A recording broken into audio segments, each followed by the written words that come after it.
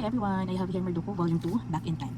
So let's try and solve case or mystery number 1. The roadside inn. This is usually just a stopover, not a final destination. Okay, so as you can see, dito sa part na to, diba dito tayo nag-answer. Dito muna tayo naglalagay ng mga possible locations nila. So unlike sa Volume 1, dito sa Volume 2, nakalagay na. Hindi na natin kailangan lagyan ng X kasi nakalagay na. So ito mga shaded part, ito yung mga cannot be occupied na spaces. Tapos ito, yung mga rounded, can be occupied. So it's either chair or a bed. So we don't need to cross out pa yung mga kailangan, ay mga hindi na dapat i-occupied. Okay, so let's start. So itong Merduko Volume 2, Back in Time, ano siya, ang tawag nila dito ay Knights and Nobles. So Knights and Nobles, so merong specific rule. So Knights and Nobles, so pagka purple yung character, siya ay noble. So a noble must be in a noble area. So nandito lang siya sa area niya, yung violet at yung may crown. A villager cannot be in a noble area. So anywhere in the room but not in the noble area. A knight can be in any area. So si knight kahit saan pwede siya. Okay, so sila yung mga characters dito sa volume 2 ng Merduko. Okay, tapos may mga additional objects tayo. So can be occupied as usual, the horse, mud. While yung mga cannot be occupied, so meron na tayong weapon rock, meron na tayong boar, may cow, may jar. So ayun. So nasa ancient tayo, nasa sinauna. Okay, so let's start. Alice, she was sitting in a chair.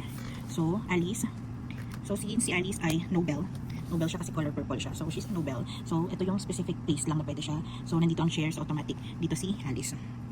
Okay, so cross out rows and column. Okay. Kala ko ay mali. Okay.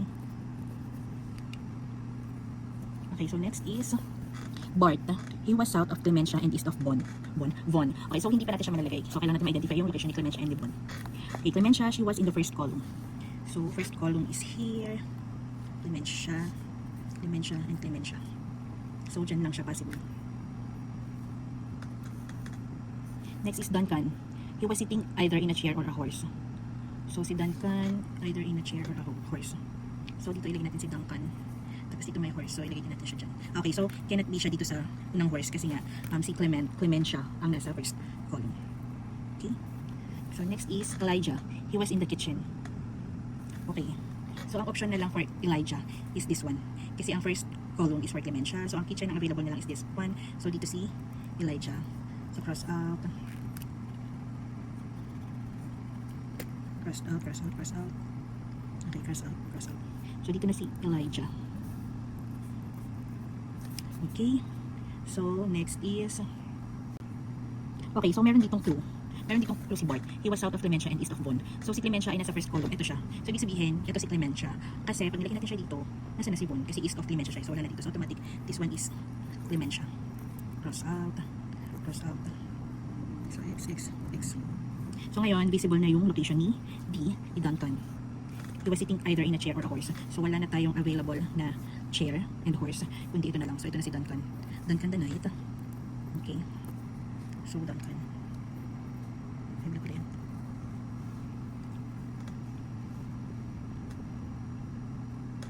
Okay, so Duncan. So si Alice is okay na, si Bart, si Bart wala pa, si Clementia okay na, si Duncan, and then Elijah. Okay. So he was south of Clementia and east of Von. So nandito siya. So nandito siya. Okay. Tama diba? So nandito siya. Kasi pag nilagay mo dito si Bart, wala nang, nasan si, pag nilagay ko dito si Bart, east of Von siya, north south. So dapat nandito siya sa side ni Von. So wala nang space dito. So dito natin ilalagay si Bart. So magkakasal siya. So dito si Von, the victim. So sino ang kasama ni Von? Si B, which is si Duncan. So let's see, dito si Bart. Dito si Von. So let's see if we are correct. 50. Roadside inn. Number 1.